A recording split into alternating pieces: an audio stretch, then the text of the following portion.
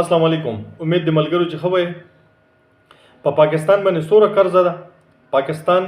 په کم ټایم کې رومبه غټه قرضه غستره د ایم ایف او د ورلد بانک د پاکستان د قرضو سره سره لینک دی. په دې باندې تاسو سره معلوماتي انفارمیشن یا معلومات د سره شیر کوم. قرضه بین الاقوامي قرضه دي ته وي چې کله ته خپل ملک نه کې ستا چې کم انکم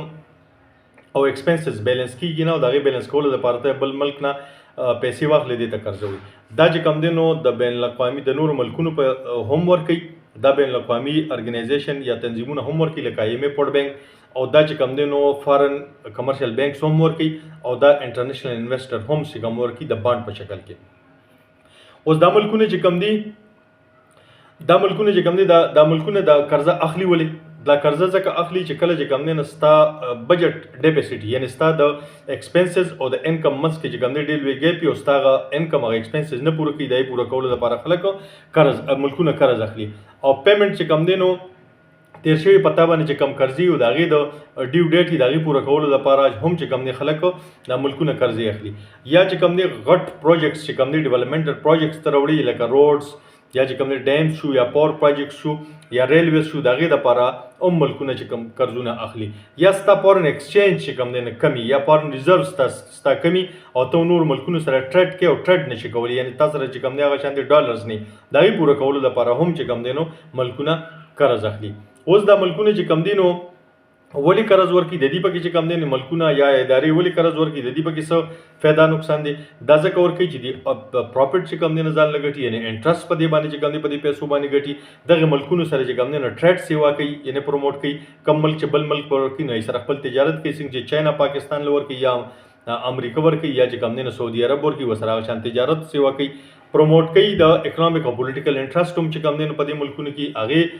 د سیوا کولو به څنګه چې امریکا پاکستان له قرض ورکي یا چین ورکي یا خصوصا چین او امریکا په دې کې پولیټیکل انټرست چې کم دی د هغې پروموټ کولو لپاره کوي. د دې شیزونو لپاره چې کم دی د ملکونه یا د ادارې چې کم دی د له قرض ورکي. اوس دې وخت کې په پاکستان کې زیاتره چې کم دی موږ وګورو د ایم ایف او د ورلد بانک د دې چې کم دی زیاتره خبرې کیږي او زیاتره خلک ورته چې کم دی ډېر په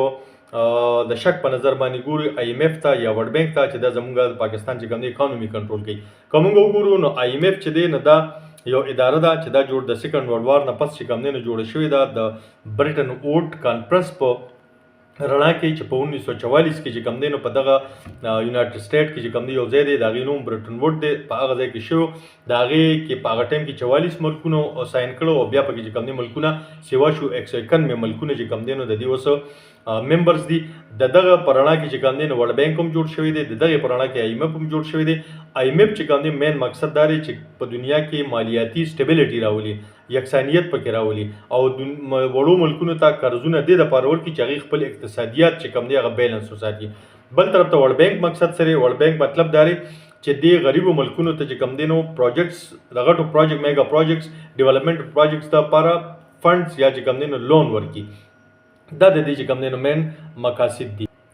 اوس موږ وګورو نو پاکستان په ایم ایف باندې ولې ډیپینډنټ دی یا پاکستان ایم ایف طرف ته چې کوم دی نو ولې ځي ځکه ځي چې د پاکستان چې کوم بجټ ډیفیسټ دی نو پوره کېدو لپاره ځي. اوس د هغې وجه سره پاکستان کې چې کوم دی نو ټیکس کلیکشن ډېر زیات چې کوم دی نو کم دی یعنی ټیکس ډېر کم خلک چې کوم دی ورکوي یا راغونډېږي. د ګورنمنټ انکم چې کوم دی نو هغه ډېر زیات کم دی یعنی کوم د انکم سورس چې دا ډېر کم دي لہذا چې کوم دی نو بجټ ډیفیسټ چې کوم دی راځي بجټ چې کوم دی نه پوره کېږي. دویم زیاتره چې کوم دی د ګورنمنټ کم سپینډینګ دی یعنی مطلب کم مونږ چې کم پیمنټ دی په قرضو کې ورکو پیسې او موږ نور قرضې موږ هغې کې ورکو یا چې کوم دی ډیفینس باندې موږ خرچ کوو یا موږ سبسډایز کوو څیزونه په هغې باندې چې کوم دی حکومت خپل د ځانه پیسې ورکوي شیزونه عوامو ته ریلیف دپاره دغه هم یو مسلې هغه هم چې کوم دی نو د ځانه پوره کولو دپاره یا رننګ سټیټ انسټیټیوشن یا چې کوم اداري ډیولپر مطلب پاکستان چې کوم اداري د هغې دپاره چې کوم دغه ورکوي لہذا د دغې وجې نه چې کوم دی سپینډینګ سیوا شي انکم کم دی نه دا موږ سره چې کوم دی یو ډیفیسټ راشي یا کمې راشي. دریم چې مونږ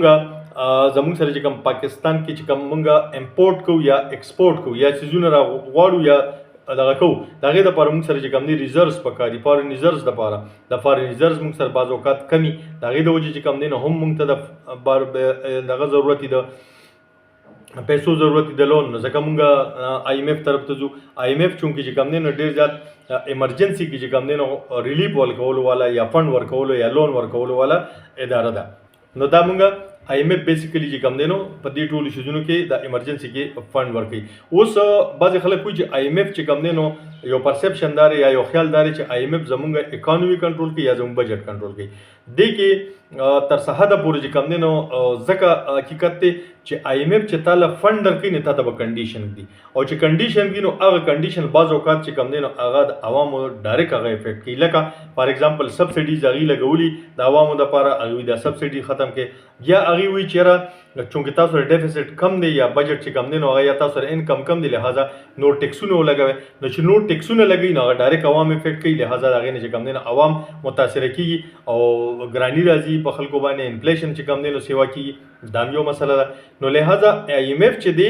په دې وجه باندې چې خلک وایي چې دا زموږ اکانومي یا بجټ کنټرول کوي د هغې مین وجه دا ده چې دې کنډیشن دي چې دا کنډیشن به تاسو پوره کوئ د هغې نه پس موږ تاسو فنډ ورکو. هغه سم ټایم یا بعض اوقات چې کوم دی هغه ډایرکټ عوام چې کوم دی افیکټ کوي د ټیکس په شکل کې د سبسډي وډرا کولو په شکل کې یا داسې نور څیزونه د هغې په شکل کې. نو دې د وجې نه چې کوم دی آی ایم ایف د خلکو په نظر کې چې کوم دی نو یو بد یا چې کوم دی نو غلط د دې حوالې سره کنسپشن دی د خلکو. اوس په پاکستان باندې تر اوسه پورې څومره قرضې دي او د کله نه دا سټارټ شي. د پاکستان باندې تر اوسه پورې 138 بلین ډالر چې کوم دی نو پاکستان باندې قرضه ده چې هغه که موږ وګورو نو 38400 ارب روپۍ دی نه جوړېږي. په 1947 نه واخلې تر 1951 پورې پاکستان ته مختلف ملکونو سره واړه ګرانټس یا چې کوم دی نو ایډز دا به چې کوم دی نو ورکړل هغه د یونایټډ سټیټ کینیډا استرالیا او نیوزیلینډ. بیا په 1952 کې مونږ د ورلډ بینک نه چې کوم دی نو لومبي قرضه واغسته د ریلوه د ریکنسټرکشن او د ډیولپمنټ لپاره 27.2 بلین ډالر. په 1958 کې په لومبي ځل باندې چې کوم دی نو مونږ د آی ایم ایف نه قرضه واغسته د ایوب خان په دور کې سوري. اوس دې وخت کې چې کوم دی نو سټپ یعنی ګورنمنټ وایز او پیریډ وایز مونږ چې کوم دی نو څومره قرضه اخیستې ده. نو 1947 نه والي 1958 پورې د لیاقت علي خان نه د فیروز خان تر دوره پورې مونږ صرف 1 بلین ډالر چې کوم دی نو د ورلډ بینک او د یو ایس ای قرضداري وو. په 1958 نه 1971 پورې کله چې د ایوب خان او د یحیی خان دور دا قرضه ورسېده 3.8 بلین ته یعنی 3.8 بلین ډالر ته. او په دغه دې کې د دې ګورنمنټ خپله قرضه چې وه هغه 3.7 بلین ډالر د آی ایم ایف د ورلډ بینک او د یو ایس ای نه اخیستې وه. په 1971 نه واخلې تر 1977 پورې کله چې د ضیاء الحق د ذوالفقار علي بټو صاحب دور دا قرضه ورسېده 7.5 بلین ته چې په دې کې د دې ګورنمنټ 3.7 بلین د دې ګورنمنټ قرضه وه او دا د آی ایم ایف ورلډ بینک کویت سعودي عرب نه چې کوم دی نو اخیستې وه. د 1977 نه واخلې تر 1988 پورې د ضیاء الحق صاحب دور چې و نو دا قرضه ورسېده 17 بلین ډالر ته چې په دې کې د دغه دور 9.5 بلین